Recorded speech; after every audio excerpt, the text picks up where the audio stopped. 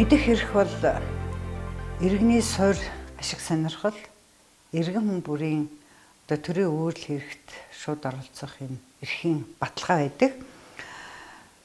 За тэгэхээр цар тахлын хямралтай энэ үед ч гэсэн иргэдийнхаа мэдээлэлтэй байх эрхийг баталгаажуулсан гол хуулийнхаа хэрэгжилтийг эрх мэдлэлтнүүд нь уруулан ашиглахгүй, хэтрүүлэн ашиглахгүй байгаарэ гэдгийг бол нэгдсэн үндэсний байгууллага болоод олон улсын хүний эрхийн байгууллагуудаас бол байнга сануулж байгаа.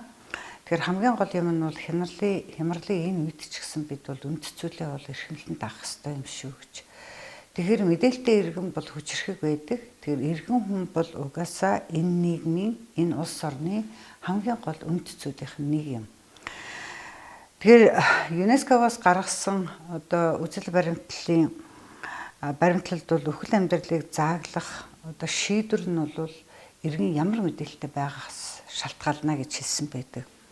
Тэгэхээр цар тахлын үед бол хүн ямар мэдээлэлтэй байна? Ялангуяа нийгмийн эмзэг бүлгийн гишүүд нь ямар мэдээлэлтэй байна? Тэдний өөрийгөө хамгаалах, бусдыг хамгаалах, за тэрнээс гадна нийгмийн бүхэлд нь хамгаалах энэ итгэл үнэмшил, за тэгээд бусад ирмэлцэл тэмүүлэл нь бол бий болдгоо гэж ингэж хэлж болно. Тэгэхээр өнөөдөр иргэдийн мэдээлэлтэй байх эрхийн тухай, энэ эрхийн үнд цэцүүл, ашиг сонирхлын тухай хүндээ ярьдаг ийм олон улсын дэлхийн ийм өдөр учраас би энд 2-3 зүйлийг онцлон хэлье гэж бодсон юм. Тэгэхээр 11-р сарын 3-нд нэгдсэн үндэсний байгууллагын хүний эрхийн зөвлөл Монгол улсын хүний эрхийн төлөв байдлын тухай ээлжит энэ тайлан хэлэлцэж бас улс орнууд биднэрт зөвлөмжөө өгнө. За тэгэхээр энэ жилийн иргэний нийгмийн байгууллагуудаас явуулсан тайланд бол үзэл бодлоо илэрхийлэх эрх чөлөөний чиглэлээр манай байгууллага дагнан ийм тайлан бичсэн. Үүндээ бол бид нар бас ялангуяа өнөөдөр байгаа мэдээлэл тод байдал мэдээлэл авах эрхийн тухай хуулийн нууцын тэр хэтэрхий их өргөн хүрээг ерөнхийдөө багасгах. За хоёрт нь бол төрийн ба албаны тухай нууцын тухай хуулийн энэ үндсэн хуульд болоод олон улсын хэн хэмжээг зөрчсөн ийм хуулиудаа эргэн харж энэ хуулиндаа нэмэлт өөрчлөлт оруулаач гэсэн ийм зөвлөмжийг өгсөн байгаа. За хоёрт нь тэгэхээр энэ бол мэдээж хэрэг улс орны хувьд бол ялангуяа улс орны хөгжил, эдийн засаг, эрүүл мэнд, нийгмийн бүх салбар тэр тусмаа иргэн хүний өөрийнхөө суур эрхийг эдлэхэд бол их чухал юм зүйл юм байна. За хоёр дахь яг энэ юуны үеэр цар тахлын үеэр нэг чухал зүйл нь бол би өнөөдөр иргэний нийгмийн байгууллагууд, за тэрчлэн жирийн иргэд, за ялангуяа манай сэтгүүлчдэд хандан нэг зүйлийг бас хэлье гэж бодсон. За тэр нь юу вэ гэхээр зэрэг өнөөдөр энэ цар тахалтай тэмцэх зорилгоор бол Монгол улс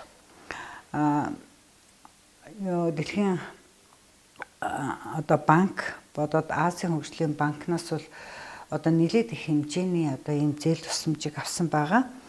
За жишээлбэл банкнаас бол 52 сая 650 мянган доллар, Азийн хөгжлийн банкнаас бол гэрүүлийн хүчирхийлэлтэй тэмцэх энэ чиглэлээр бол 400 мянган долларын ийм санхүүжилтийг авсан байгаа. Тэгэхээр энэ санхүүжилтийг яг зориултдаа тэр төслүүддээ дурдсан юмдаа ашиглаж чадж гин үү? Ашиглахдаа аль хэр үр өгөөчтэй, үр бүтээлтэй энийг ашиглаж чадж гин. Энэ маань яг жинхэнэ зорилт бүрэгдэх бүлэгтээ хүрч чадж гин үгүй юу гэдэгт бол зоригтойгоор хяналт тавьж, за эрен сурвалжлах ийм үндсэн үүргээ манай сэтгүүлчид бас өөрийн цензурт автахгүйгээр биелүүлнэ хаа гэдэгт бол бид найдаж байна.